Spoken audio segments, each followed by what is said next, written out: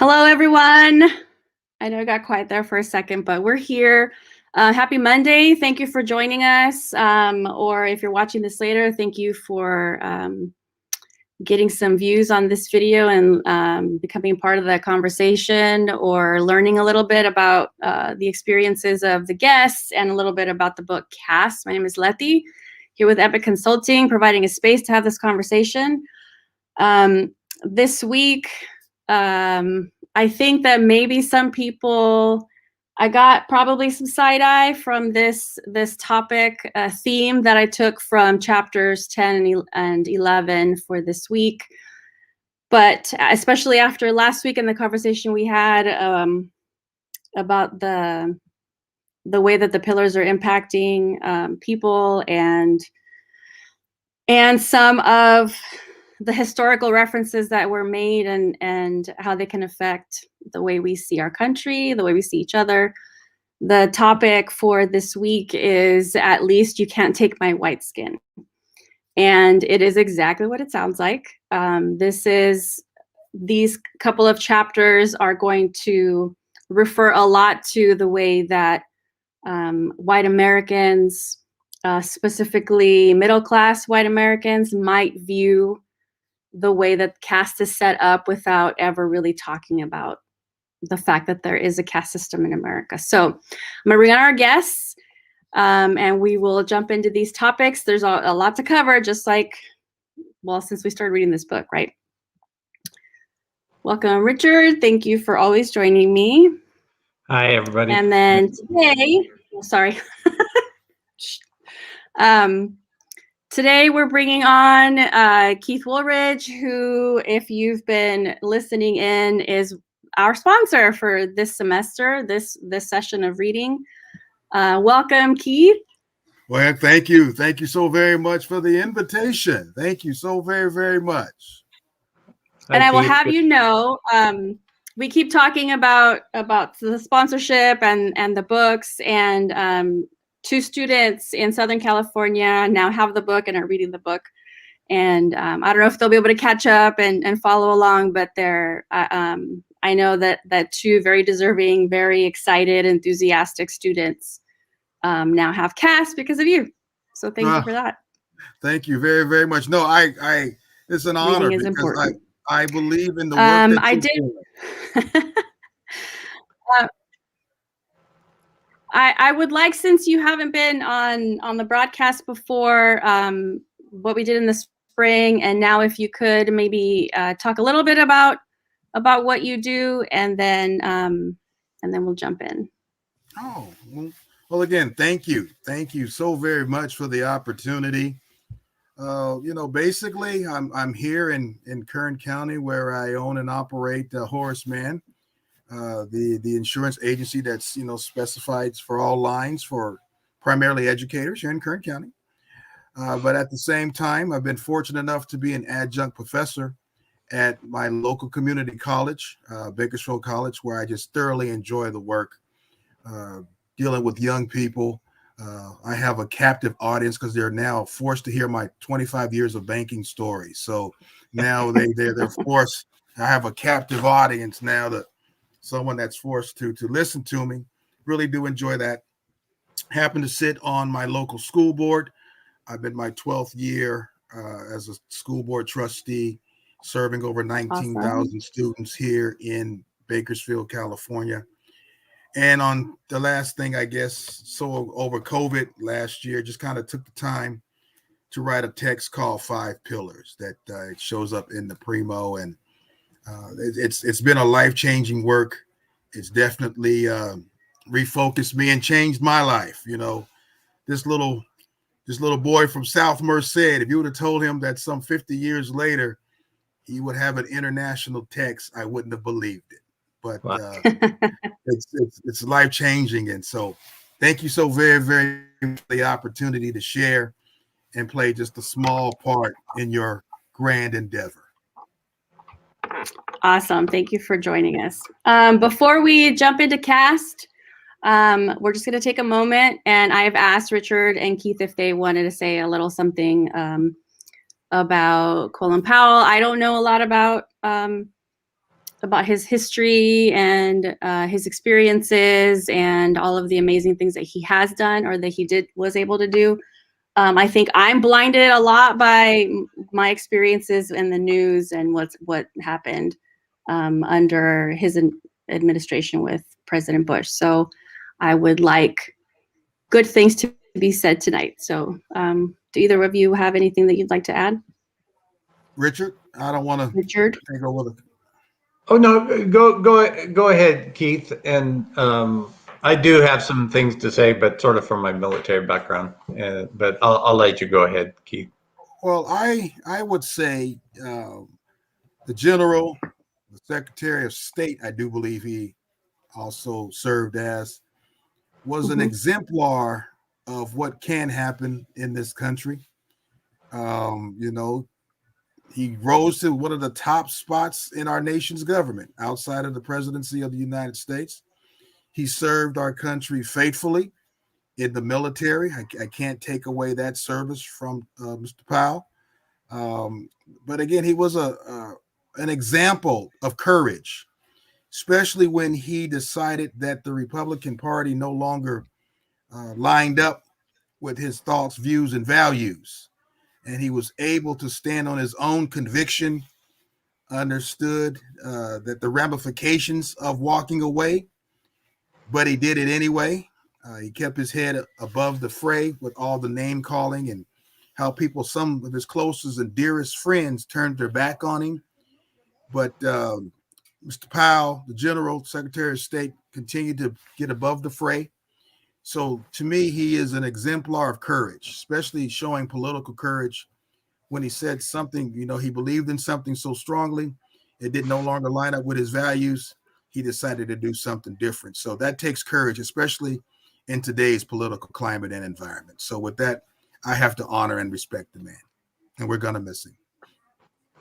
Yeah, I agree. I think we're going to miss him, and I've looked at Colin Powell as the bridge that you know could eventually, you know, we could break through and sort of find common ground in the differences that we have. And I've always looked at him as that person that listened to people and always was sort of a hero in my mind. Even during my military service, was well aware of Colin Powell as in the Joint Chiefs, as a general. A lot of military, and this is across all militaries, knew of Colin Powell, and that's a rarity. You'd be surprised. You know, Navy usually sticks with Navy, Army with Army, those kinds of things. But the general always built bridges between the different services and had a good understanding of the role that each played, and articulated that. And I think he brought that same sort of ideals into politics. And I think you're right. I think that when he saw things change so dramatically in the Republican Party, that started putting people so far to the right that he knew that he wasn't there.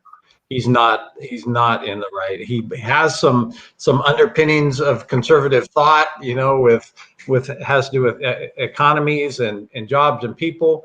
But he also, when it came right down to it, was empathetic to the causes of the left, and I think he spent his life trying to bridge that gap. And I think we lost something here. I think we lost an opportunity with the general. And so I do have something that's totally not with what we're doing, but it's my favorite quote that I've carried with me in my whole career, and I looked it up to make sure that I quoted it right.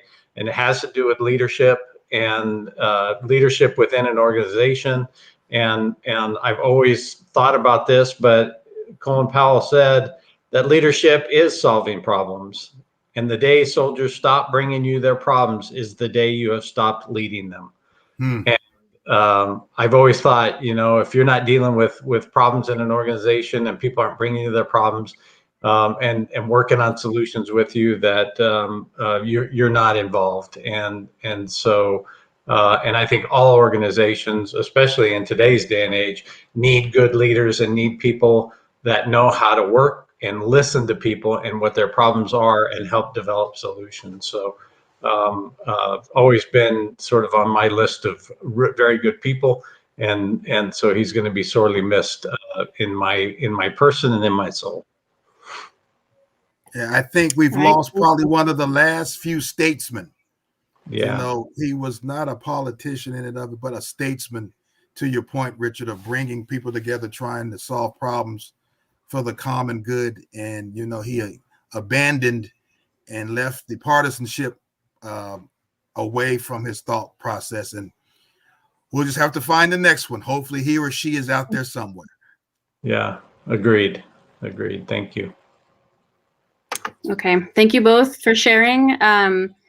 I just felt like it was important to kind of do that. I feel like because we're saying something about a person that was in a leadership role across different platforms and across different parts of you know, from military to the White House, just leadership in general, that it helps to guide, right, the kinds of things that can be done and the kinds of obstacles that can and should be overcome, the kinds of things that need to be toppled, but we can't do that until we talk about them, right? So that's kind of why I feel like these conversations are important. And even though we're, you know, where we are, I'm in my house in the middle of nowhere, rural Central Valley, California, it's still important to try to have the conversations and make whatever positive changes we can. So with that, we'll go back to this, which is not comfortable. This idea, at least you can't take my white skin. And with that, I want to talk about the beginning of this section of the book where Wilkerson gives us the example of Dr. Elliott's experiments or social experiments with her students that eventually translated to a lot of the work that she did with adults. So this brown eyes versus blue eyes, I think a lot of people, especially in education, probably have heard of this. Or, I mean, I think after YouTube became popular, a lot of people had access to this kind of research. I mean, this kind of work that people were doing.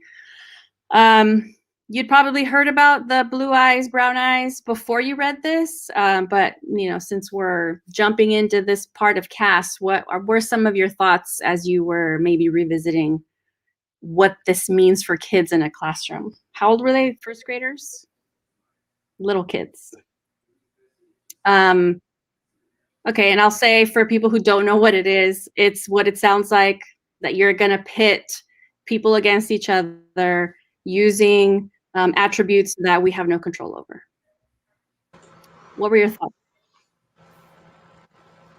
Do we just jump in, Ms. Starzer? Sure, Keith, go ahead. You know, I've heard of the study before, and then I did do some research on it, and I have to first of all give her credit because that's a very brave thing to do. I don't think you will be able to get away with that right now in the classroom in our current climate in education. But for her to pull that off, I believe it was right after Dr. King's assassination or sometime thereafter, when the country was still at a heightened fervor over the death of Dr. King. So to be able to say, all right, young people, and again, as impressionable as they were at that time, that today all the blue-eyed kids get all the rights, all the freedoms, all the extracurricular activities at the expense of the brown-eyed kids. And then the following day to do the antithesis, to see how the human condition was, because literally within minutes, friends who were actually played together 2 days before were not playing together, 48 hours later. And that just speaks to how when we allow our differences to, that you can't control, and then there's privileges based on those differences that you can't control, on how problematic it could be. Mm-hmm. Yeah. I think you're right. And I also think you're right in the courage it took to put this together, because and every time I read it, I have the same types of emotions the cruelty to these children, in my mind, like, oh, this is so cruel. Why are you doing this? This is so cruel. I feel the same thing every single time. And then the realization hits me that this is within our culture right now, every day. And so the cruelty that I'm speaking of exists. And that's why she put this out there. But that same feeling comes out because we're talking about little kids. But in our world, even more cruel is the fact that we live this every day. And those kids are here. And I looked it up. It's third graders. So Wilkerson uses this to kind of introduce these next two chapters, because we're going to be talking about how things are said generation after generation, culturally within families. You don't even think about it. It just is part of what you know in your community. Like it just is. And then it grows from there, right? Across the nation. There's just sort of like that underlying knowledge that these things are true about people, and everyone acts accordingly until you don't. And then we have, protests, and then we have laws change, legislatures, voting, all of the things are affected. So this is like, our little introduction to what that is, because those third graders, those 8-year-olds are hearing similar things in their homes. And not necessarily in such an overt or negative way, right? I mean, we've talked about microaggressions and all of these things, and also maybe some ignorance, and maybe just comments that are made, off the cuff in a supermarket or at school or whatever, in a parent's response to something that they're feeling that a child obviously picks up on. So they're hearing it. But Keith, to your point about how quickly, I mean, it was like, I think she said, like, within that class period, they were already calling each other names, right? Oh, you're brown eyes, like you're the brown eyed. So it happens very quickly, very, very quickly. So chapter 10 is going to talk a little bit about what happens when you're born into this caste system here or in India, for example, and you realize you don't fit. You're told you're born into a caste, and that's not how you should be graded or judged. Okay, and this idea that maybe we're born with it, but then she talks about meeting this person at the conference who, this is a quote from him, you're told you are second upper caste, the ruling caste in India, and that you are to be happy that there are many below you. This is the experiment in the classroom. You got blue eyes, you're in this category. You're brown eyes, you're in this category. So I wanted to see what your thoughts were about this, about how we grade people, about what those castes mean. Maybe you have examples from work. We kind of talked about this a couple of times already, the hierarchy of labor. Did something outside of the stories she was telling come to mind when you start hearing about, I'm born into this caste, but I don't belong here? Maybe Colin Powell is one. In the African American community, and I don't know if will it be this chapter or the next, the caste is twofold. One is economics, and the other one is colorism, hueism, where unfortunately, even in our African American community, there were certain sororities and fraternities. We had a thing called the paper bag test. If you were darker than a paper bag, you belonged in one fraternity and sorority.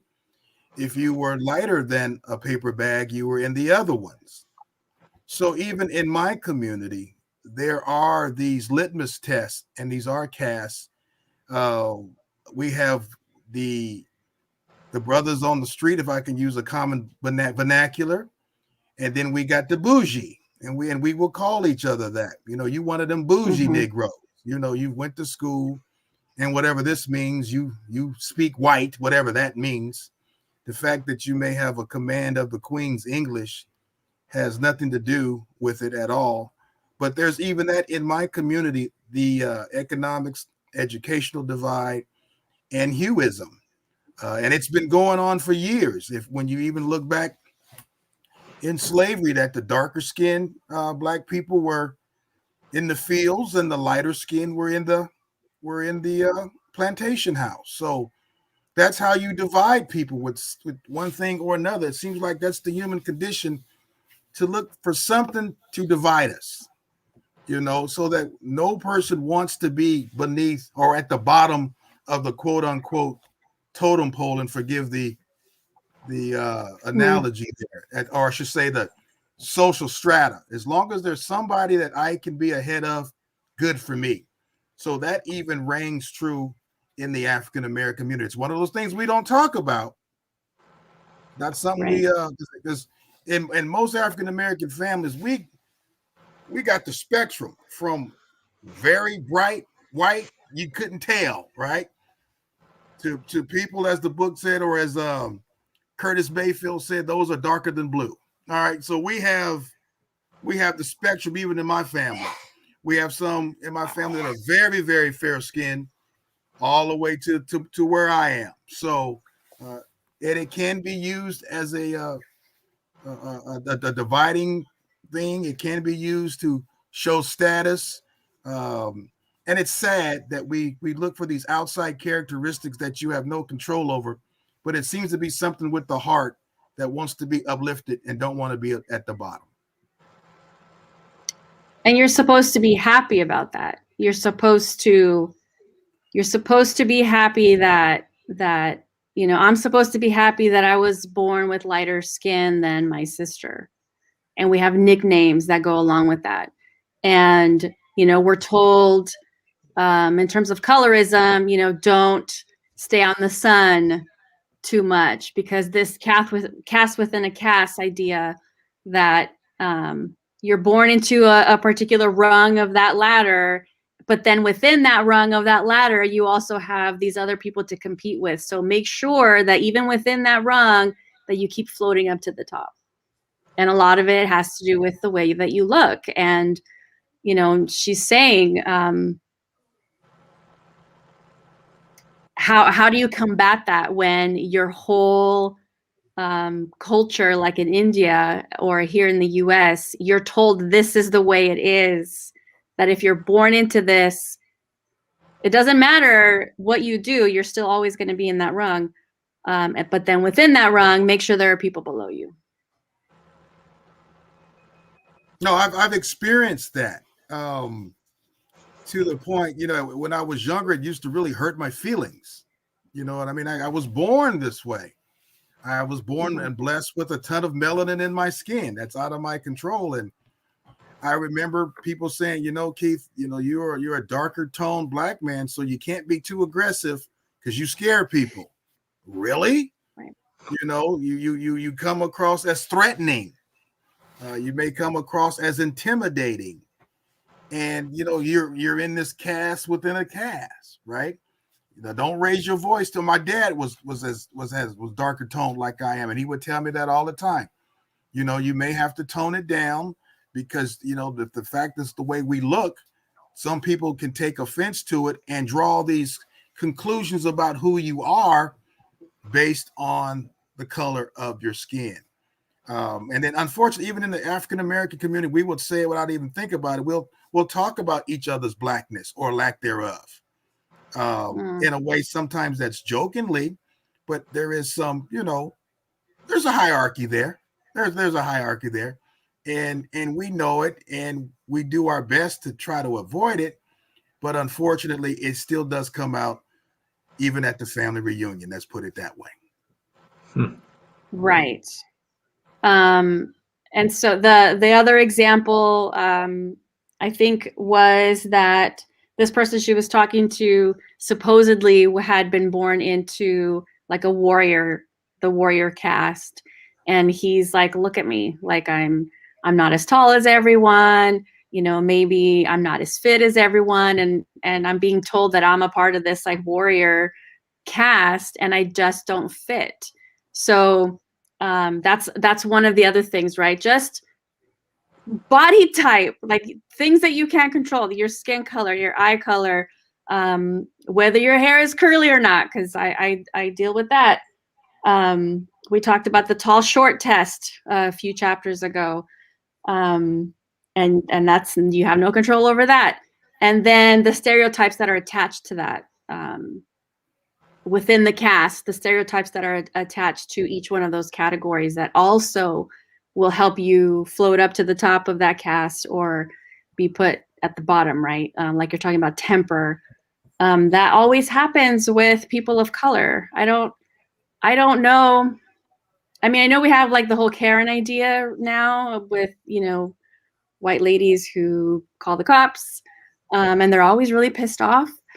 Maybe that's a thing now, but let's say it is, how long did it take to get to that point? And how like woke did everybody have to get before that was even a thing? Well, before we started calling attention to the fact that people have personalities and they come out in different ways. It doesn't matter what your skin looks like. Well, I can only speak again from an African-American perspective. The first Black millionairess was Madam C.J. Walker. You've probably heard of her. Yeah. Well, because we understand that whiteness and fair skin gets valued more in this country, she had a skin whitening cream that she put out that African-American women would, bathe themselves in to lighten their complexion, to fit more in to what America considers as beauty. So that's a very self-degrading thing to say that I have to change who I am to be accepted by you, to the extent that I'm willing to put a chemical on my face to lighten my complexion so that I fit in.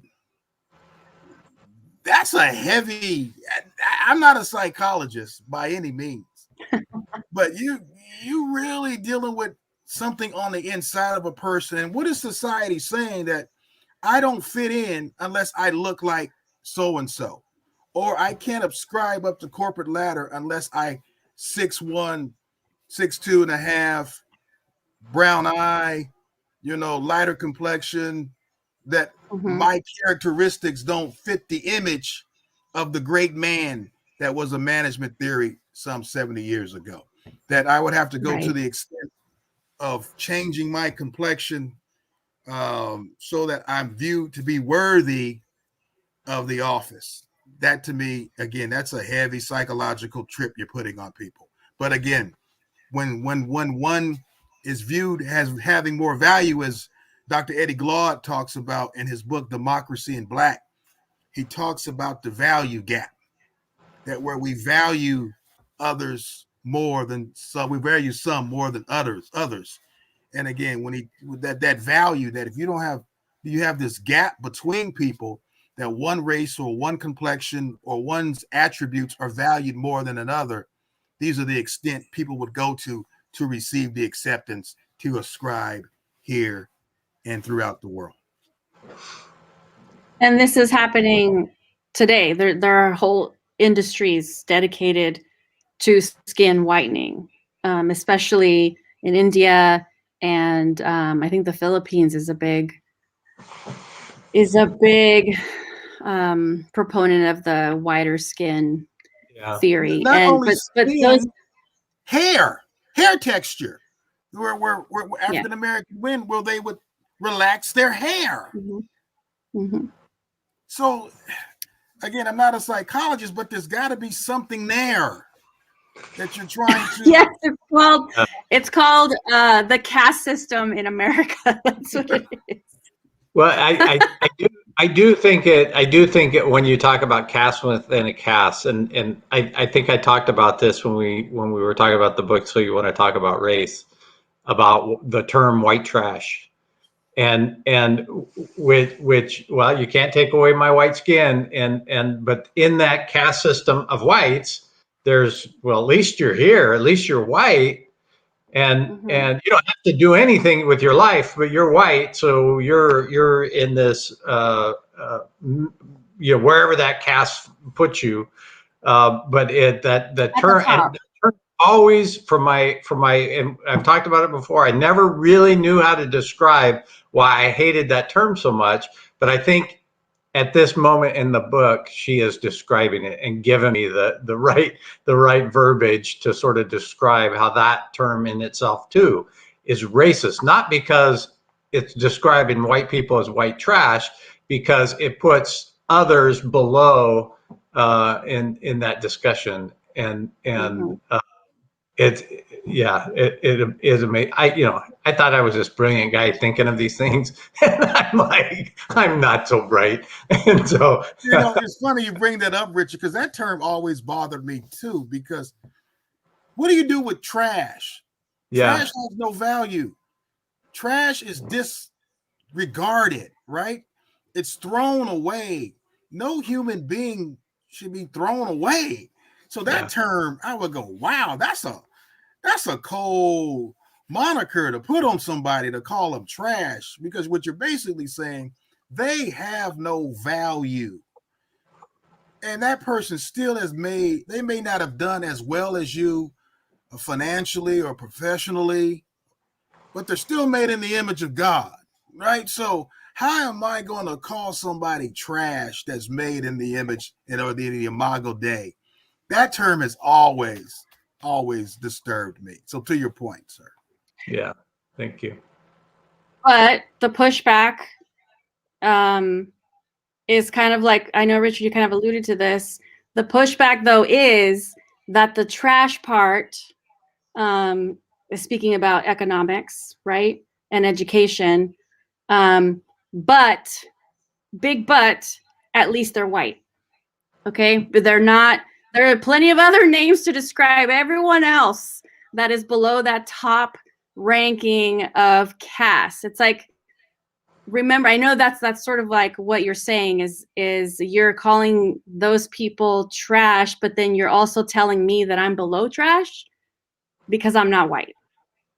So there's like that additional levels, like economically, our social structure and the way that this country is run, money talks, and it's capitalist and all the things.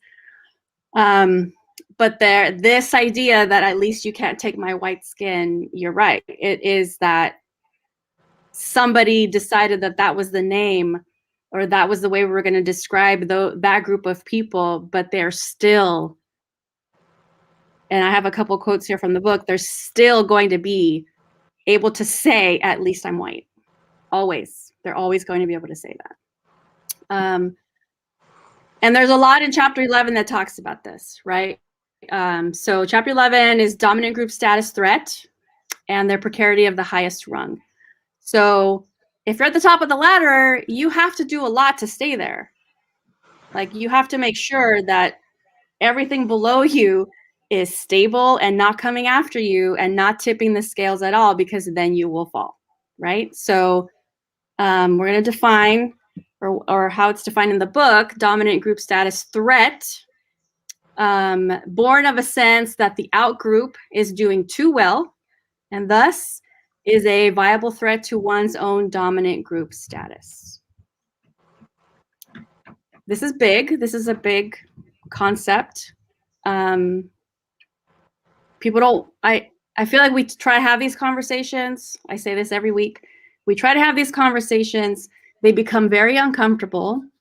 No one wants to think about their own demise, their own loss, whatever economic could be, status, recognition, reputation.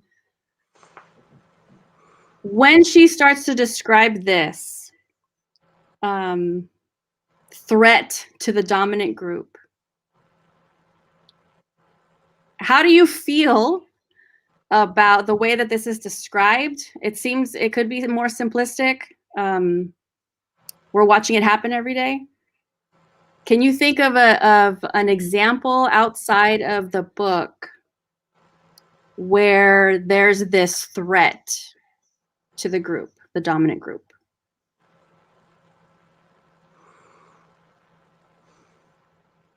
In the book, she talks about working class. The big focus is on working class white Americans. And it goes back to the 70s and then the 90s for some specific examples. Have you encountered, now that you've read this, have you encountered, do you know, can you think of where you've come across this, where you know that people have a sense that someone below you in the caste system, or if you're part of the caste system in those bottom rungs, that you are being treated in such a way because you're doing too well, you're doing too much, you're a threat? I have to pull myself off mute. And I wish I could say no. You can cuss. But I've been called that uppity Negro before. Mr. Suchy Much, Mr. Uppity. Unfortunately, when people of color, again, this is not all. Again, I can't paint everybody with the same proverbial brush. That's not wise to do, nor is it accurate. But I have been told, Keith, all right, you got your little nickel degree, but to your point, you're still a nigga, right? In so many words, right? Got a graduate degree, working on another one. You can sense when people say, all right, but you still this. Have a friend of mine that's a physician. He's been told that, okay, you may be a physician, but you still an N-word. So unfortunately, especially when the economics begin to shift, I think it was Carol Anderson, and I pulled the book up. I was trying to look for it. She talks about white rage. That's when the economics and the polarity begins to shift, the dynamics begin to shift to the point that others that are so-called on the lower caste begin to ascribe, because unfortunately people see life as an either or, me versus them, have-nots. That when you have this binary tension going on, that if I ascribe, that means you're going down. That's not necessarily the case or true, right? So unfortunately, when people of color that have historically been on the lower economic runs begin to ascribe, that's not necessarily mean I'm taking away from anybody else. But again, that goes back, unfortunately, to our binary thought process that we've been inbred with here in this country and abroad, I'm sure to some extent. And again, Carol Anderson really goes into that in her book, White Rage, when she talks about how laws begin to change, how you begin, once there's some level of advancement, you begin to see some pushback. You begin to see some rollback. Case in point, we saw it with the latest election, where, now all of a sudden we got all this voting law change that we got to change because people of color are beginning to have their voice heard. So we got to roll this back. So it's there. It's the backlash. We've all felt a level of backlash, and it's sad and it's unfortunate. But as the great, again, I'm a Baldwin fan. Hope gets invented every day. So you have to continue to have hope that even though I do ascribe, and that I do, and I say I'm using the pronoun that all of us of color, that as we ascribe, that there's no need for backlash, because I'm not taken away from anybody else by me living my dreams and using my talents, gifts, and ability to the best that I can. I'm not taken from you. I'm not taken from Richard. I'm not taken from anyone else. So there's no need for the backlash. There's no need for the rollback. Not unless you're just interested in holding control and keeping power. Then we can see what that becomes. Now, if that's your aim, if that's your goal, Well, now that's a whole other discussion and conversation. But if we're I mean, about that's the argument. yes, you know, That's the argument, right? this is about power, well, okay, Mhm. just to say it's about power and control. But you know, if people that are quote unquote under the lower caste are doing well, that does not take away from anybody else. That's just my thought on the topic there, Ms. Garcia. Well, yeah, I That think is a great. Wait, I want to stick to the voting. Sorry, Richard, because I think that that's a great example. That's a great example of what this is saying. The idea that you're doing too well, that means that somewhere you're being allowed to spend time getting in line to vote. Like that idea, that's the part where you're doing too well. Like how dare you have permission and the means and the time to go down and vote? Like you're using your voice. Like the idea that is doing too well. So now we have to have all these restrictions on voting. It's a great example where there's a threat now because more people of color have access. Just access to voting, not even access to like goods or jobs or educate for more education or money or anything like that. Just access to the actual voting process. So that's a great example, Keith. I'm glad that you shared that. Richard? well, I think examples of seeing this outside of the book. The funny thing when you're white is how surprised you are when you're aware of it.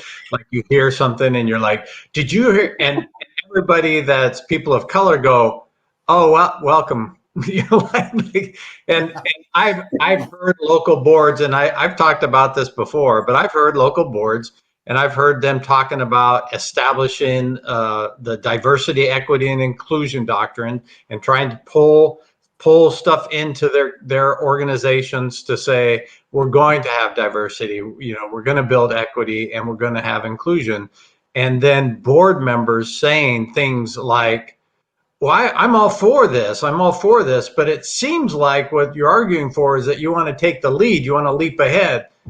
And I'm just like, yeah, I'm getting where you're coming from now. It's the loss of power. It's the thought of I'm losing something. I'm losing power. And then I always, you know, I try not to judge, but I try to be aware. But then I always have to come back to myself. And even in the book, when she's talking about unconscious bias, you know, where are my bias? Where are, you know, and when I'm feeling uncomfortable about having a conversation about race, is that because I've got some deep-seated biases that I'm going to reveal, and I know they're sitting there, and I'm trying to figure out who do I want to be in this life, and so as I start to hear things, and I'm surprised, then I'm always sort of like, oh, when I bring it up, like I had an epiphany, and there's a certain person in my life that will remind me, and she'll be, oh, really? You just got that?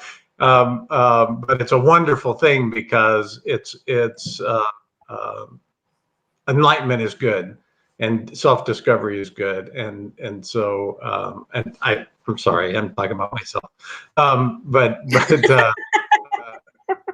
really the point being is hearing things outside, and I have heard it, and I think where I'm going to have to develop courage is challenging it when I hear it, because I often hear it and then am so dumbfounded that I can't even speak. I'm just sort of frozen in time.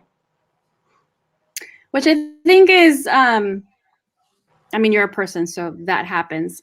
But I think sometimes that's what a lot of people of color are saying, that happens to us when we can't speak up or say whatever, and we're surprised that someone who doesn't have as much to lose can't quite make it over that line. And so, which is crazy after some of these things that I'm going to pull out of the book. For example, this idea that one might lose everything but not whiteness.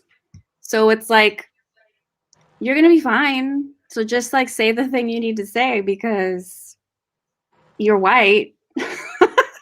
I love this idea. So Richard, when you hear something, you can always say, you know what? This is going to sound really bad, but this is the power I have in being white. I can open my mouth and say all the things I want to say, and I'm not going to be called fiery Latina. I'm not going to be called intimidating Black man. I'm not going to be called uppity or emotional woman. I mean, there's all these things that are not going to be directed at you.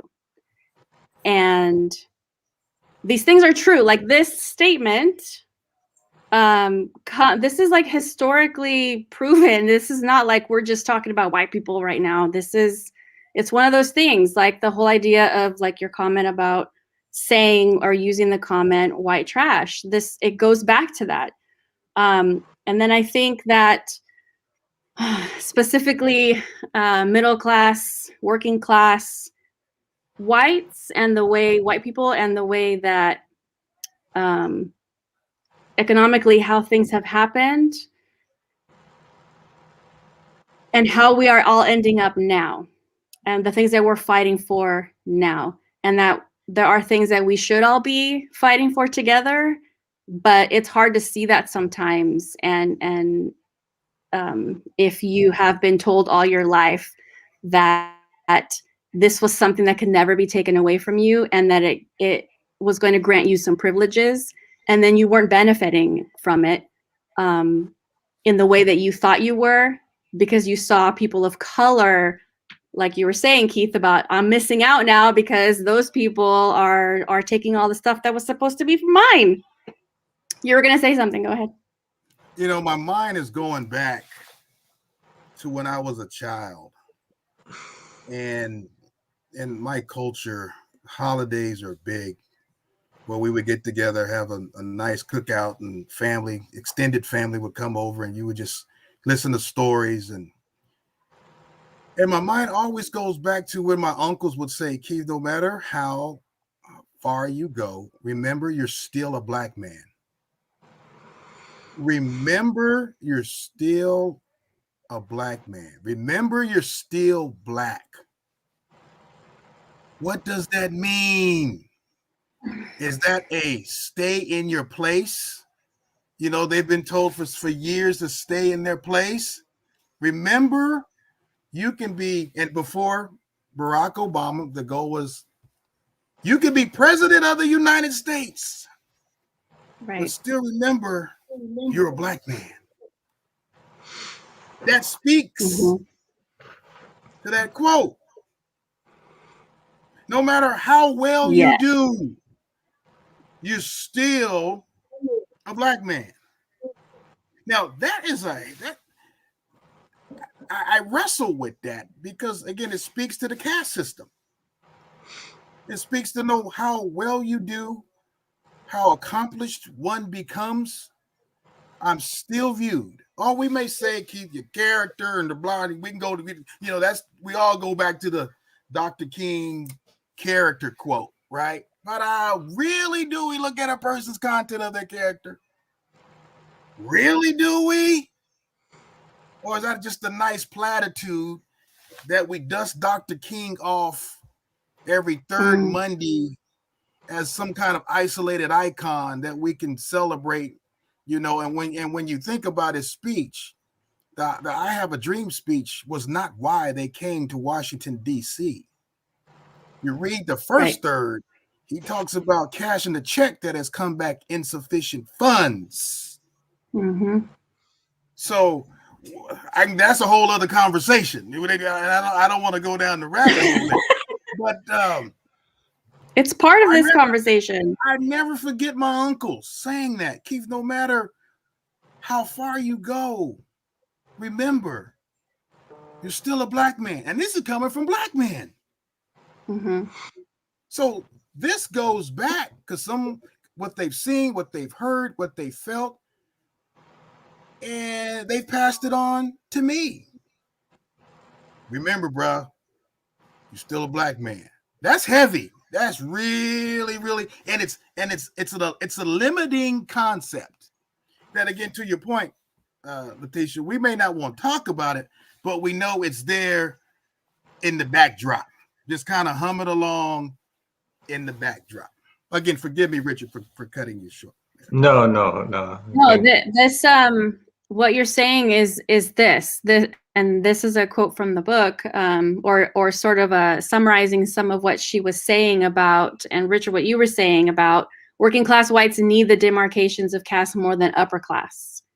And so it's like within the caste, the closer you are to like shifting into that lower socioeconomic status, you're going to need this system to be in place way more than people who are at the very tippy top with all the billions of dollars, right? It's not affecting them at all. The way the caste is set up is going to be affecting the lower parts of the working class people in that upper caste, because they're the ones that are competing with everyone else.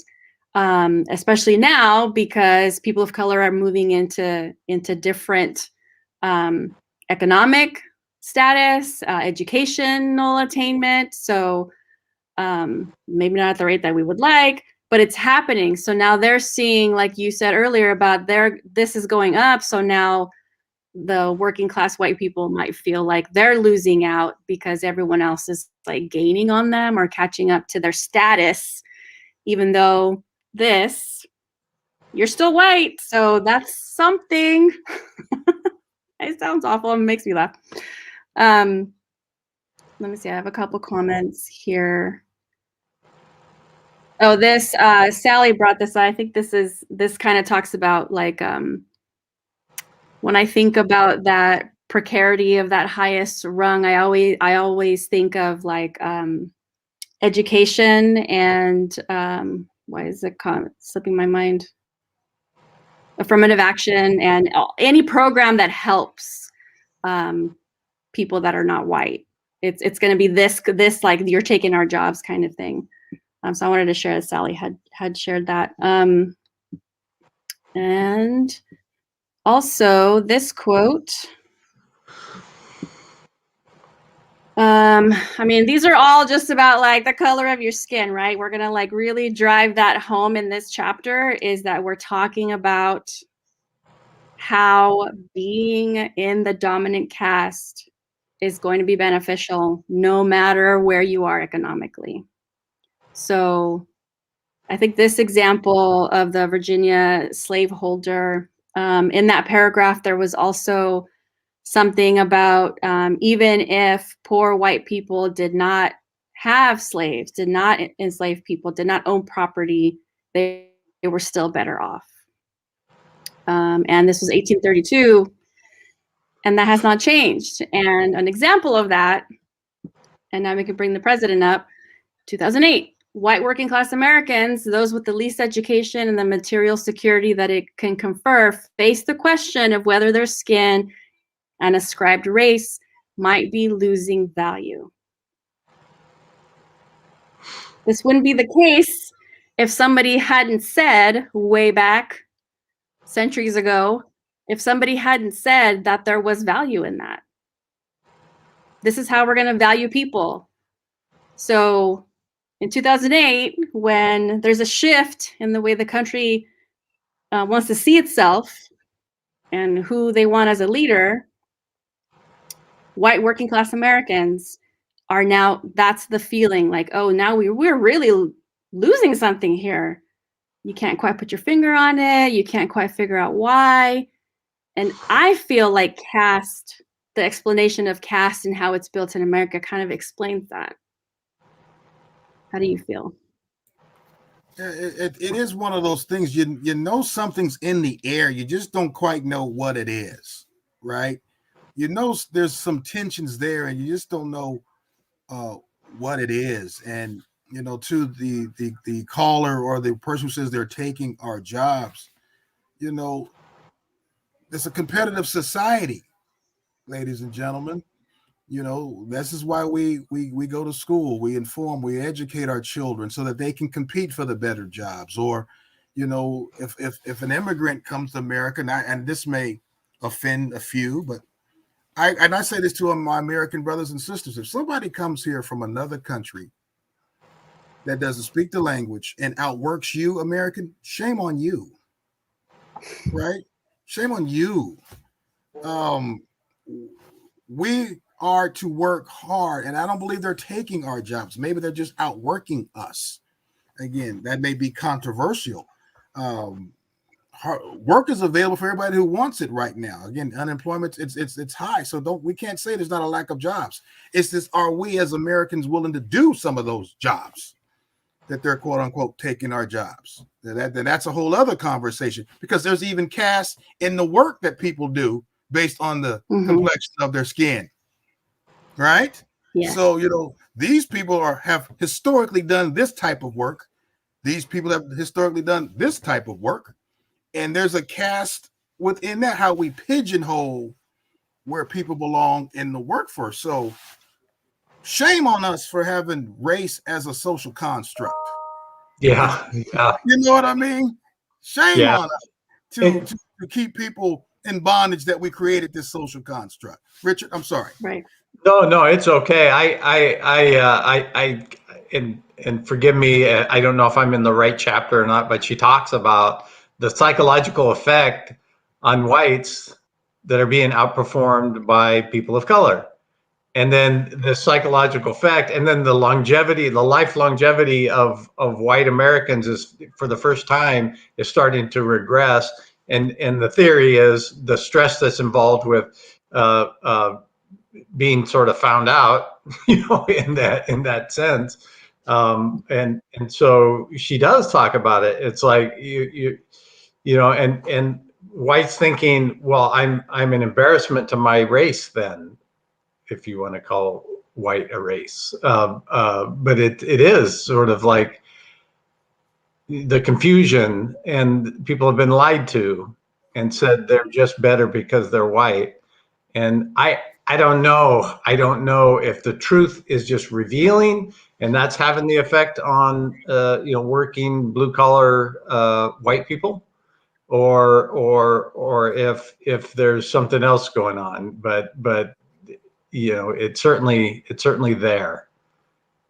Yeah, it is there. You know, it's tough. I mean, if you've been raised to believe everything around you says one thing, but then all of a sudden you see this shift, it can be very disconcerting. I'm sure it's very disconcerting to see this shift, to see this change, to feel something that was your inalienable right now is being challenged. And now this generation, my generation kind of left it alone. But this generation, my children's generation, along with their grandparents' generation, they put it in your face. Those us baby, what am I? Baby boom, not a baby boomer. I'm not a millennial. What am I? 67. You're on the you're on the cusp of being my Gen generation, X. Gen X. That's what I am. Gen baby X. boomer. Yeah, I'm a Gen X. We left this conversation alone because my generation didn't fight for anything. We just kind of rode the coattails of our grandparents and parents in the 60s, and they were just worn out raising us in the 70s. But this generation, my children, they've picked up the torch and the mantle and says, we got to do something about this, because enough is enough. This idea, and we keep referring to this, but this is actually in the book. She talks about this as part of, like, when we're talking about the health issues, Richard, the lifespan of people in, you know, white middle America, having to deal with this sort of existential crisis where for some reason you have this feeling of loss and you don't understand why. And part of it is this. You're seeing other people elevated either through their own hard work or maybe through social programs or the way community development is working out around them. They feel like something's being taken or they've been demoted because they're no longer seen or seeing themselves as, you know, the best that America has to offer. And no one wants to talk about how that is built into the system and that it's based on race. That's a difficult conversation to have because no one wants to admit that that's how America was built. That's why everyone's fighting, well, not everyone, but the people who are fighting against critical race theory, they think that that's what we're just trying to tell everybody, that the system is broken because there are white people. Like that's not it. But this whole time, you've been saying that we don't get access to these things because we're not white. And now you don't want to hear it.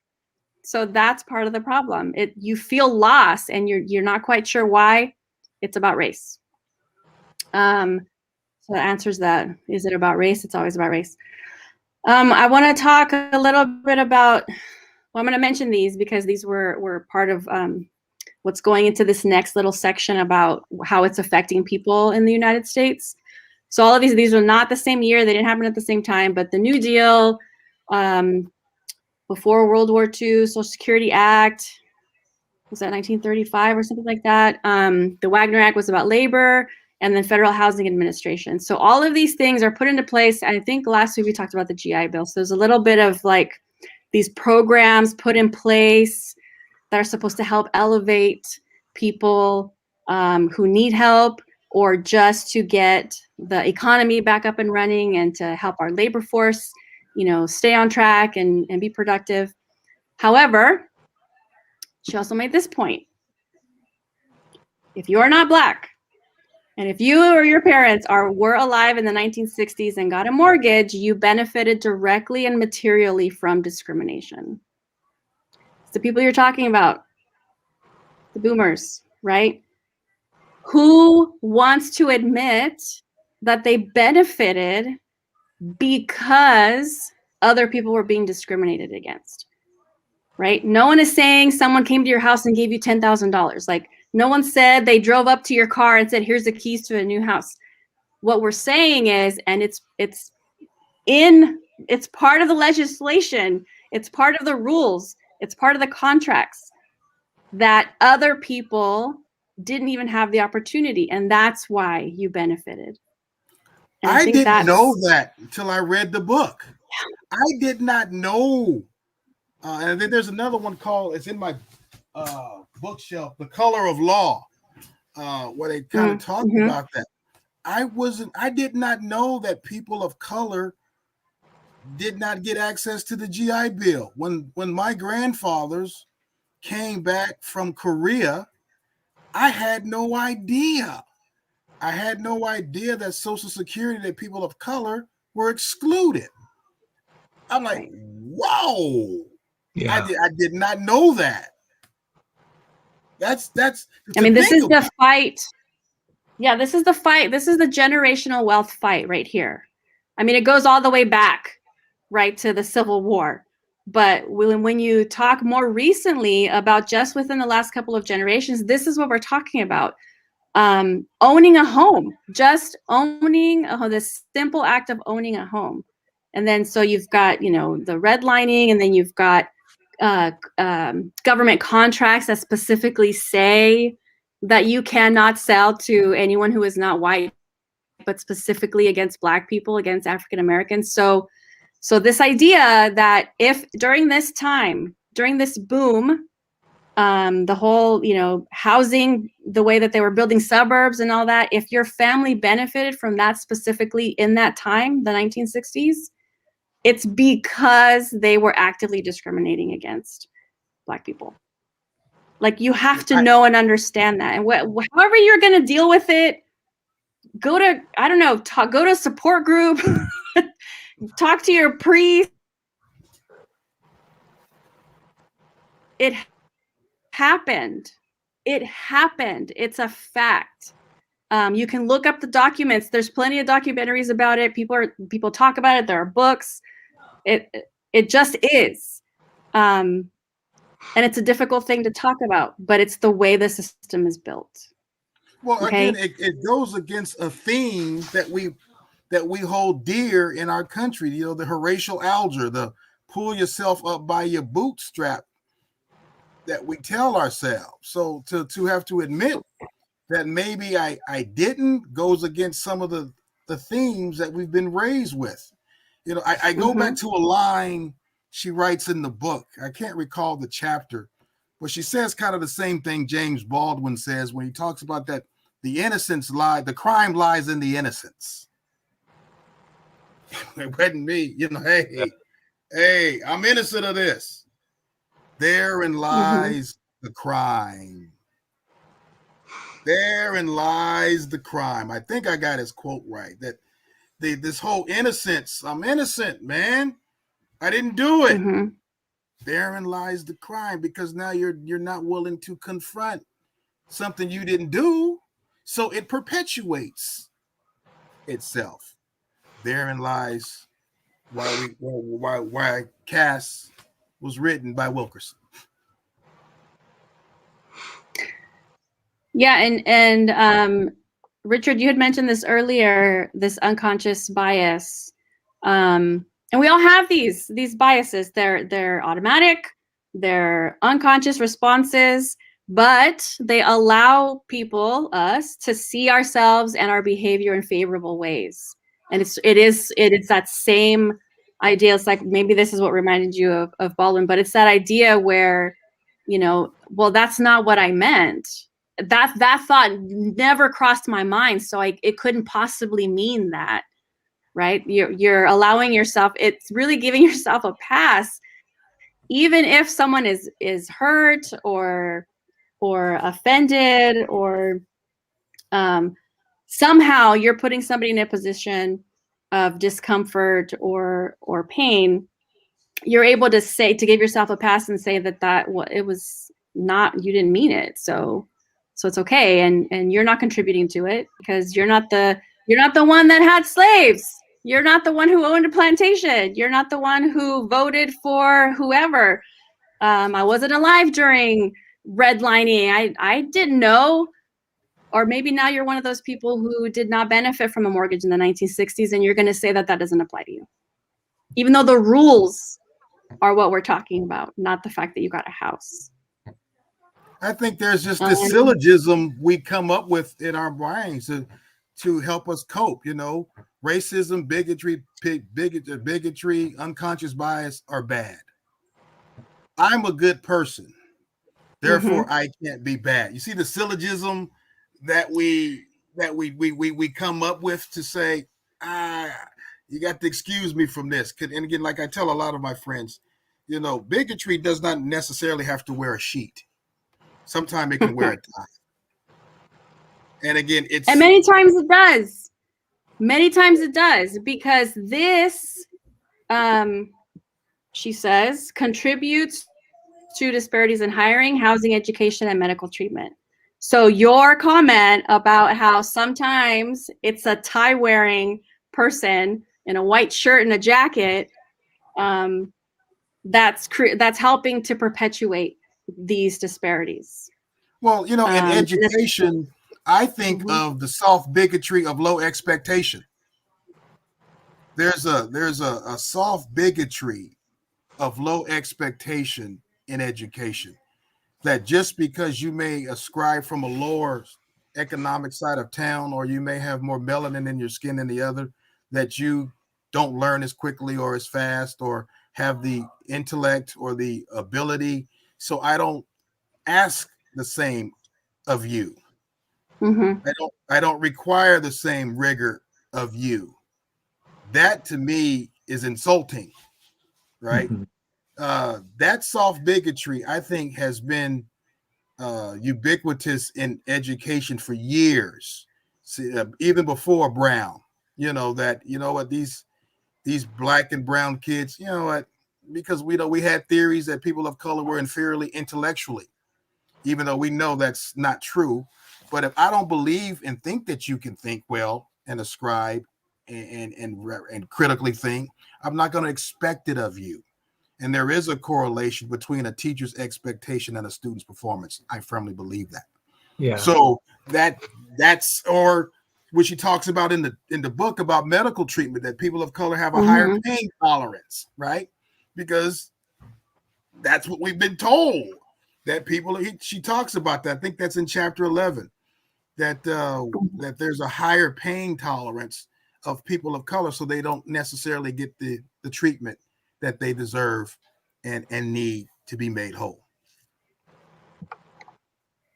Yes. You're like creating these segues for me perfectly. It's amazing. Let your audience know we did not rehearse these. We did not. Well, that's why I added, because I think she talks about hiring, housing, and education, and then medical treatment. She goes into specifics. And I think this is so interesting. I never thought about this particular thing this way. Like what you're saying about how medicine is taught and how education is trained, teachers are trained, and how some of that racist thinking, kind of seeps into the way that these people are trained, that are providing medical treatment or education to our communities. In medicine specifically, this is what ends up happening, right? The subordinate caste suffers needlessly because they don't get enough treatment options. They don't get medicine they need. They don't get pain management options as often as they should, because there's a thinking that they're not feeling as much pain or hurting as much or suffering as much as people in the dominant caste. And so then the dominant caste is overtreated for every little thing, and that this is how we got the opioid crisis. This is why the majority of the people that are dying of these addictions are white, and it's because they were prescribed so much pain medication because they were being overtreated in our medical system. This blew my mind. It's like, oh, I know that these things are happening, but the idea that they're connected and that it's because it's based on race, just this blew my mind. I was shocked by it. I never saw that correlation until reading the text, but I saw something different. I'm an 80s kid. I'm a New Jack City. You all probably remember that movie, New Jack City, when the crack epidemic just went through inner city. Now, when people of color were on crack, they were going to jail. There was no treatment centers. Now that we got the opioid crisis, so-and-so needs treatment. Is not a drug a drug? Yeah. Is not an addiction an addiction? That Jamal and Jaheem and Jeffrey and Javier, they went to jail for their addictions. When other folk got treatment for their addictions. And even now with the marijuana debate, I got some friends that spent some time wearing orange and behind bars. Now it's legal, and some of our elected officials got stock in the company. Wait a minute here. Those are the kind of disparities that again, I'm an 80s kid, that Arsenio Hall said that makes you go, right? You wait a minute. My boy, he got 3 to 10.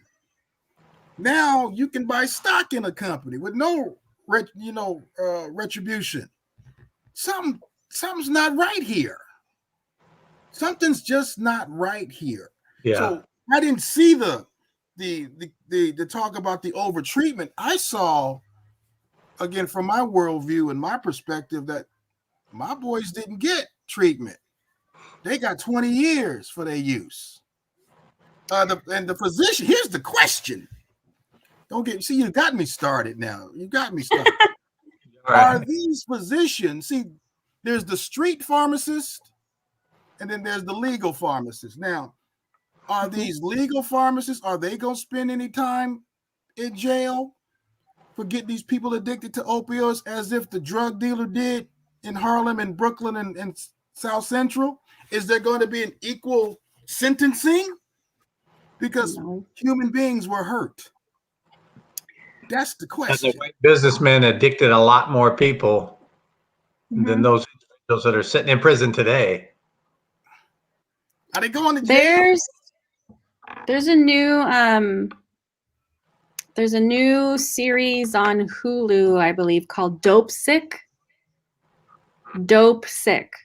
And it's about how those companies, and it's probably about the Sadler family, right? Sadler family.